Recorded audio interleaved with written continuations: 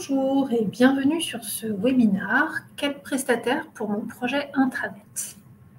Alors avant toute chose, je voulais vérifier si vous m'entendiez correctement, si vous pouvez me répondre dans le chat.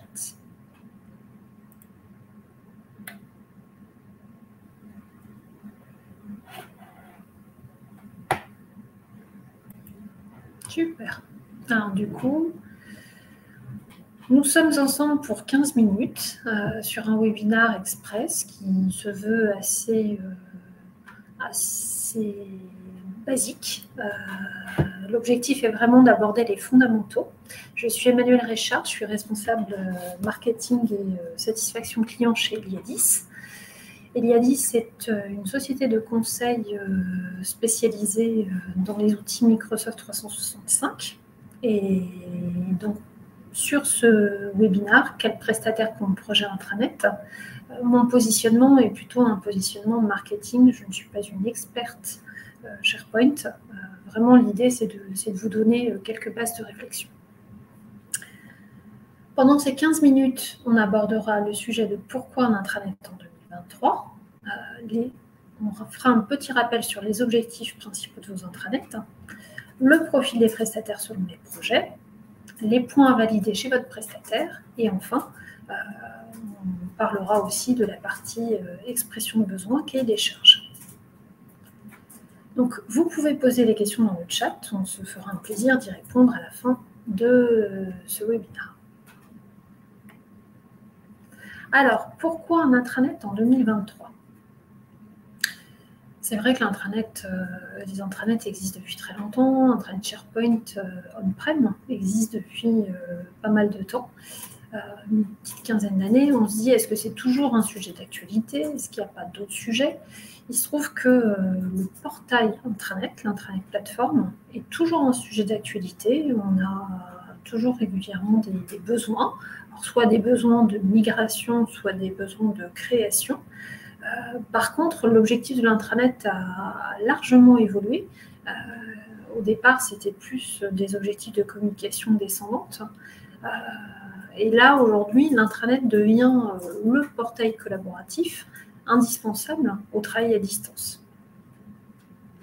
Donc, c'est effectivement une plateforme de plus en plus élaborée, et ceci aussi aidé par les évolutions des technologies qui permettent de mettre à disposition énormément d'expériences, d'applicatifs, d'informations, de partage à travers un intranet plateforme. Les étapes de réflexion pour votre projet intranet. Donc, l'idée de ces petits webinaires de 15 minutes était de traiter 3 points. Premier point, quelle solution pour mes besoins? Deuxième point, qui nous occupe aujourd'hui, quel prestataire pour quel accompagnement? Et troisième point, quelles ressources pour mon intranet, pour réussir mon intranet. Quelle solution pour mes besoins? Je vais revenir un tout petit peu dessus parce qu'on ne peut pas parler de prestations si on ne parle pas de la solution retenue.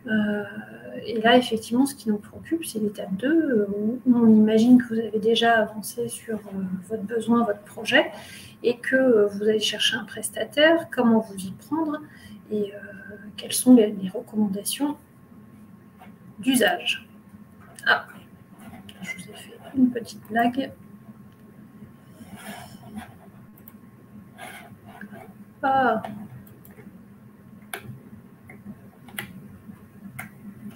Donc, les objectifs de votre intranet. Donc, on a 3 modèles principaux d'intranet. Je l'ai plus détaillé précédemment, mais ce qu'il faut retenir, c'est que les 3 objectifs principaux sont communication, collaboration et social. Et que même si votre projet d'intranet peut avoir une tonalité un petit peu plus com ou un petit peu plus social ou un petit peu plus collab, aujourd'hui les outils vous permettent d'insérer ces 3 aspects en un, et c'est ce qu'on appelle la plateforme intranet. Donc, avant d'aller faire une consultation, effectivement, vous devrez avoir déterminé quels sont vos besoins majeurs et quelles sont les solutions que vous avez choisies pour vous accompagner à travers ce besoin de plateforme.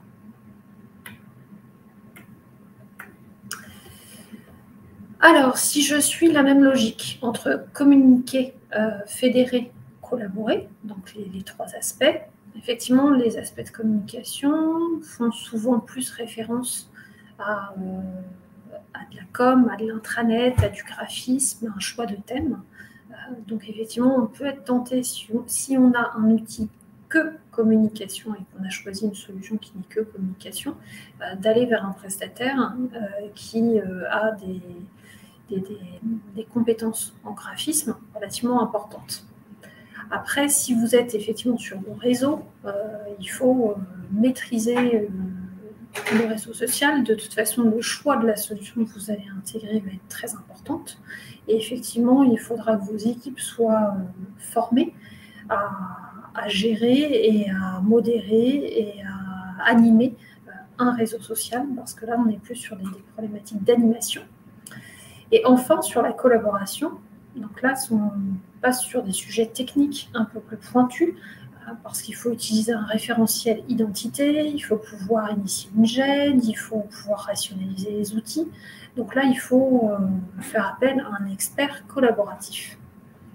Effectivement, nous, la solution qu'Iliadis porte, c'est la solution SharePoint Microsoft 365. Et effectivement, nos compétences sont plutôt de l'ordre de la suite collaborative. Et on va couvrir l'ensemble des besoins de com, de réseau et de collaboration.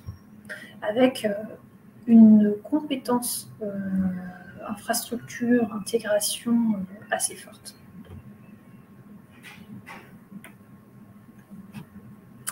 Alors, avant d'attaquer dans le dur sur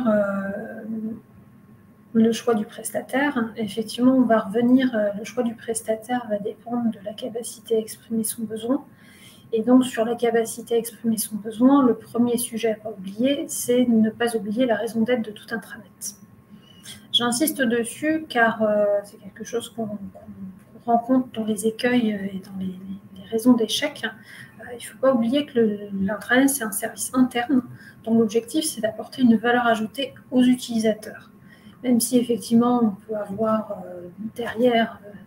alors, j'ai fait l'analogie avec le front et le back qu'on utilise beaucoup dans le web. Mais en tout cas, même si le service utile, ça va être les documents partagés, les pages, les applications, les bases de données, les messageries, ça va nécessiter un certain nombre de compétences pour pouvoir administrer tout ça. Mais en tout cas, il faut éviter de partir bille en tête avec des objectifs de com très, très avancés.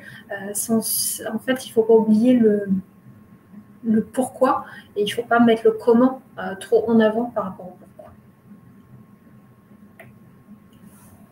Une bonne expression de besoin vaut mieux qu'un mauvais cahier des charges.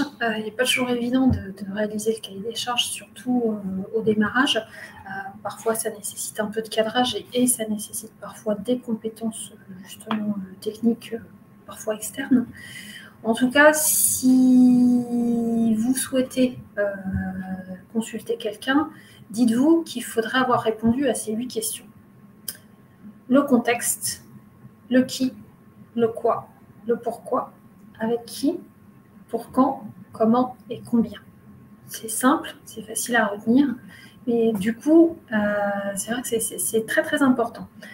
On est parfois tenté, surtout si c'est un projet porté par le technique, d'avoir blindé la partie annexe, spécificité technique et fonctionnelle. Pourtant, si vous faites appel à un prestataire de service qui va vous conseiller, il est important qu'il comprenne votre contexte et qu'il s'assure que vous avez bien pris en considération tous les aspects de votre projet et que dans les spécificités, vous n'avez pas fait des raccourcis. Donc, ce qui est important dans le projet intranet, c'est le cadre référentiel du projet et que vous mettiez surtout vos objectifs majeurs. Je vous ai mis quelques exemples: digitaliser les procédures, faciliter les échanges, mettre en valeur les projets. Mais c'est vraiment ces KPI qui vont être fondamentaux pour la bonne expression de votre besoin. Ensuite, pour le choix d'un prestataire, Imaginons que vous avez déjà envoyé votre demande à certains prestataires. Comment vous allez choisir votre prestataire? Donc, pareil, des fondamentaux, la fiabilité, la méthode, la qualité des interventions, le rapport qualité-prix, le rapport qualité-délai et le niveau de partenariat. Un prestataire, c'est quelqu'un qui va vraiment vous accompagner, vous épauler. C'est pas... Certes, il y a un coût en face de cet accompagnement, mais la solidité de votre partenaire et sa capacité à vous mener loin, et vous mener même plus loin que votre première phase de projet, c'est très important.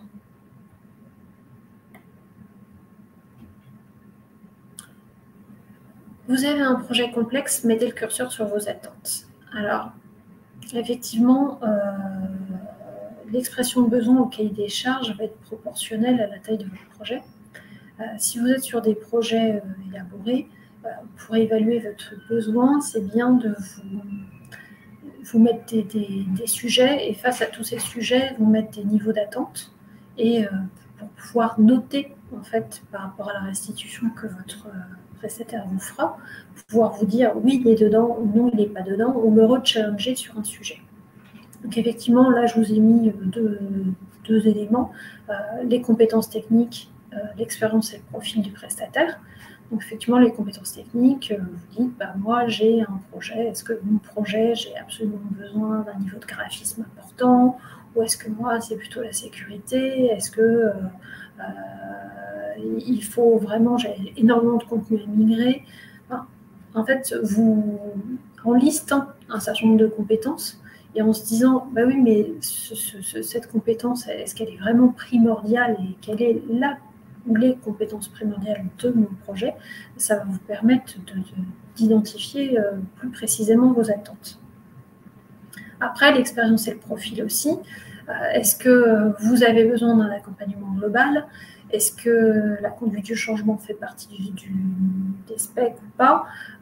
Est-ce que la connaissance du secteur est indispensable, parce que sinon on ne peut pas comprendre les spécificités, par exemple au niveau des données sensibles et de la réglementation?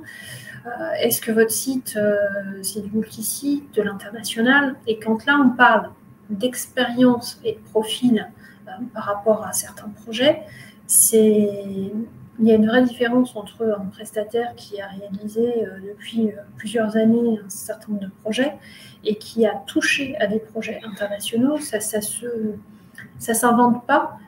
Et si votre prestataire s'est déjà cassé les dents sur un certain nombre de sujets avant d'attaquer votre projet, c'est toujours mieux pour vous.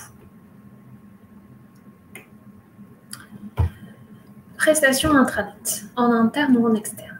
Alors, dans les PME, même les grosses PME, parfois on se pose la question, est-ce que dans toutes les tailles d'entreprise, en fait, je vous ai dit PME, mais c'est une bêtise, dans toutes les tailles d'entreprise, se pose la question à chaque fois, est-ce que je fais de l'interne, est-ce que je fais de l'externe? Là, je vous ai remis les avantages et les inconvénients d'un salarié ou d'un prestataire. Il se trouve que le projet intranet, souvent, on parle de projet, donc on est vraiment sur une temporalité définie, et on va plutôt faire appel à un prestataire quand on a besoin de compétences ou d'un portefeuille de compétences pour un projet précis. On n'a pas forcément besoin de monter cette compétence en interne ou de recruter cette compétence en interne. Donc, effectivement, la prestation intranet est souvent quelque chose qui est confié en externe. Pour autant, il est intéressant de former et les contributeurs et les administrateurs, et ça fera partie des specs que vous allez mettre dans vos demandes de projet. Bon, alors, désolée pour le freelance, mais je trouvais cette photo assez amusante. L'idée, c'était de vous dire attention au prestataire idéal. Si votre projet est complexe et qui nécessite beaucoup d'expertise, il faut que ces expertises ne peuvent pas être portées par une seule et même personne. Donc, si votre prestataire maîtrise un volet assez large de sujets, il va pouvoir vous accompagner. Par contre, effectivement, La différence entre un freelance et une société de service, c'est aussi le budget, mais face à cette différence de budget, forcément, il y a un service différent. La société de service, elle va pouvoir mettre à votre disposition un chef d'orchestre et pas un homme orchestre. Donc, vous allez avoir un chef de projet principal et elle va faire appel à des consultants spécialistes. Maintenant, effectivement, si vous êtes sur une toute petite entreprise et que votre projet est assez simple et modeste et que vous n'avez pas les moyens d'une société de service, choisir un bon freelance qui est un bon homme orchestre, ça a aussi complètement son sens.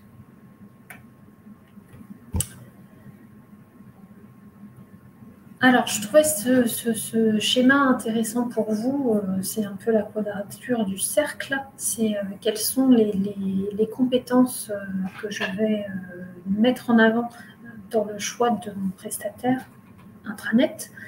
Effectivement, l'intranet, ça couvre des besoins de connaissance du logiciel, de connaissance de la communication web, de l'infrastructure, de l'exploitation et des services.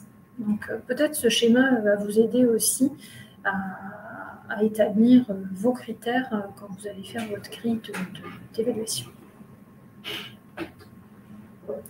Donc, effectivement, l'intranet, je détaille un peu plus. La connaissance de la solution est très, très importante parce qu'en fait, si vous prenez par exemple la solution, forcément la solution M365, le SharePoint est la solution la plus déployée en intranet. Aujourd'hui, connaître parfaitement l'environnement M365, connaître parfaitement le logiciel SharePoint, mais aussi Yammer, tous les outils Teams, SharePoint, Yammer, OneDrive, tout ce qu'on peut faire en GED, savoir jusqu'où on peut aller et maîtriser parfaitement cet aspect logiciel est très très important parce qu'en fait ça va être le socle. Quand on développe un intranet en SharePoint, on ne va pas faire de dev, on va faire de l'intégration logicielle et donc il faut connaître cette solution et savoir la maximiser. La communication web, effectivement, il va falloir, sur cet outil, être capable d'en donner le meilleur en termes de... Alors, e-marketing et référencement, désolé, effectivement, ce n'est pas forcément le sujet, c'est plus le côté web agency, web designer, être capable de faire du design dans la contrainte de la solution logicielle. Enfin, au niveau de l'infrastructure, maîtriser parfaitement l'aspect cloud sécurité. Là, on touche à de la donnée sensible, on touche à la donnée interne. Il est important d'avoir une maîtrise de l'infrastructure, et notamment pour la partie migration. Et aussi, par la suite, être capable de maintenir et de faire évoluer la solution au gré des évolutions logicielles. Pareil aussi, l'aspect conseil-formation. Quand on est sur un projet intranet, on est sur un projet métier, on est sur un projet de mise en avant des compétences métiers de l'entreprise. Et il est important de savoir former, animer, engager les collaborateurs. Donc une maîtrise qui ne serait que technique ne serait pas adaptée à un besoin intranet.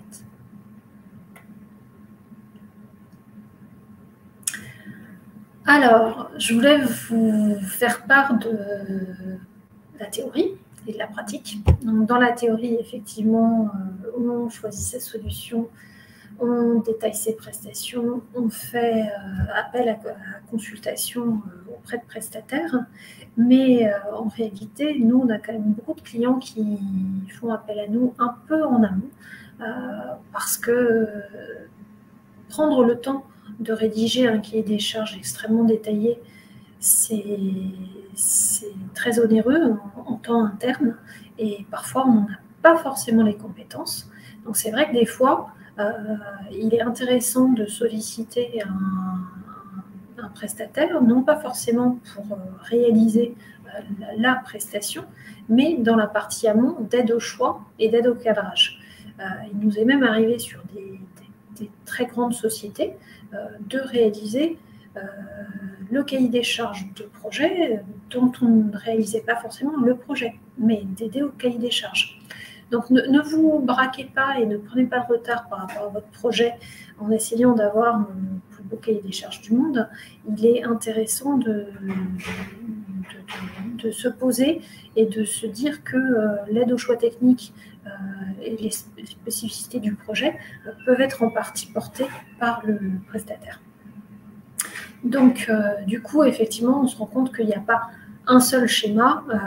J'ai tout réalisé, je fais ma consultation et ensuite j'obtiens un chiffrage. Non, je peux aussi faire une consultation en amont pour avoir du cadrage, ou je peux demander, je peux faire une consultation pour savoir les possibilités techniques et demander un cadrage.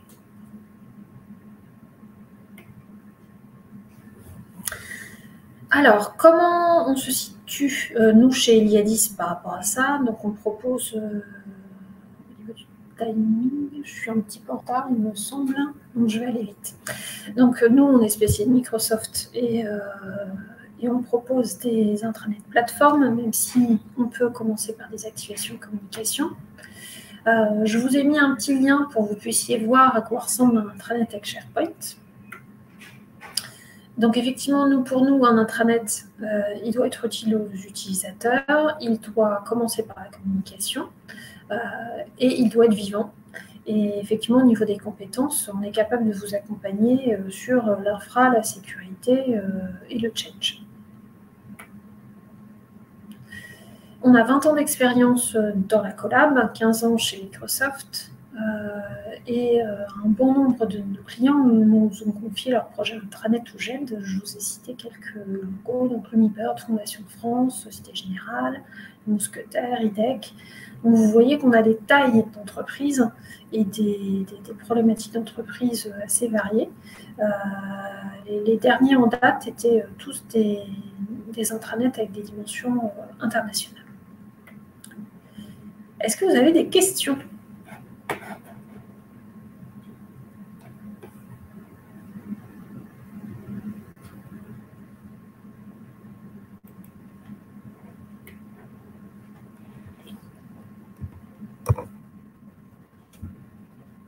Non, ça peut être que j'étais excessivement claire. Est-ce que vous avez répondu au sondage ?